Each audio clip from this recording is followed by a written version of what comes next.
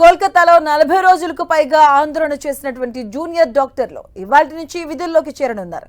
పూర్తి స్థాయి విధుల్లోకి కాకుండా కేవలం ఎమర్జెన్సీ సేవల్లోనే వీరు పాల్గొంటారు.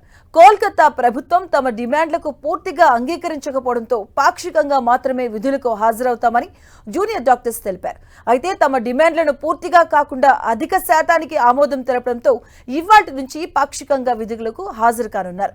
ఇక ప్రభుత్వ ఆసుపత్రుల్లోని అత్యవసర తప్పనిసరి సేవల విభాగాల్లో మాత్రమే విధుల్లో పాల్గొంటారు. ఇక అవుట్ పేషెంట్ విభాగాల్లో మాత్రం విధులు చేపట్టబోమని స్పష్టం చేశారు. అటు కోల్కతాలో స్వస్థ్ భవన్లో ఎదుట నిర్వహిస్తున్న ఆందోళన శిబిరాన్ని వచ్చే శుక్రవారం ఎత్తివేస్తామన్నారు. ఇక దానికి ముందు నగరంలో ర్యాలీ నిర్వహిస్తామని వెల్లడించారు. తమ డిమాండ్లన్నింటినీ నెరవేర్చేందుకు బెంగాల్ ప్రభుత్వానికి వారం రోజుల సమయం ఇస్తామని, అప్పటికీ అమలు కాకపోతే తిరిగి విధులను బహిష్కరిస్తామని హెచ్చరించారు. అటు ఆర్జీకర్ వైద్య కళాశాల ఆసుపత్రి మాజీ principal Sandeep Ghosh medical registration ను పశ్చిమ బెంగాల్ వైద్య మండలి రద్దు చేసింది. జూనియర్ వైద్యురాలిపై హత్యాచార ఘటనకు సంబంధించి సిబిఐ కస్టడీలో ఉన్న ఆయన WMBC నిర్వహించే రిజిస్టర్ మెడికల్ ప్రాక్టీషనర్ జాబితా నుంచి తొలగించినట్లు పేర్కొంది.